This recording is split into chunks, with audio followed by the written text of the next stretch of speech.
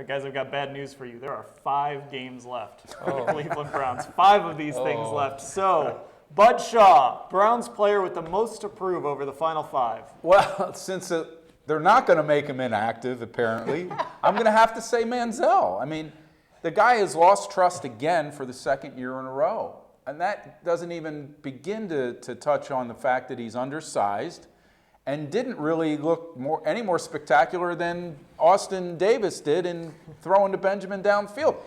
He made a throw last night that Johnny made in Tennessee against Tennessee, and everybody thought that was the greatest throw they'd ever seen, right?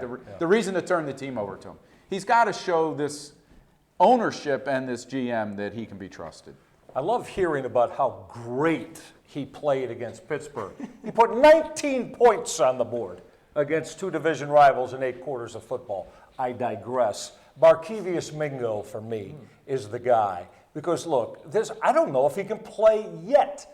They told me he couldn't rush the passer, and that's what he was drafted out of LSU to do. Now he's a drop-back coverage linebacker. Oh, I know. He had the one pick.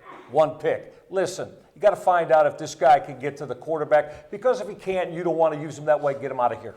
Michael, was that you? Was that you that ripped your Barkevious Mingo jersey last night at First Energy Stadium? I would never wear one. For me, I was going to say Justin Gilbert, but I don't know what his status is going to be moving forward after leaving last night's game with a concussion. So my eyes are focused on Danny Shelton.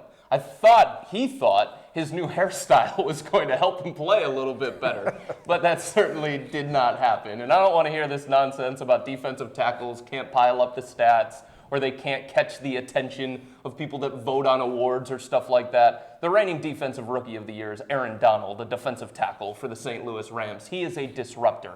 And I know they have different responsibilities and things like that. But if you're the 12th overall pick and you played 40-plus games in college, you better come into the NFL and make some kind of difference. I'll just say this. I'm not ready to sell Barkevious Mingo until I see him at wide receiver next year in camp. If you're looking for Danny Shelton, find a pile. He'll jump on it.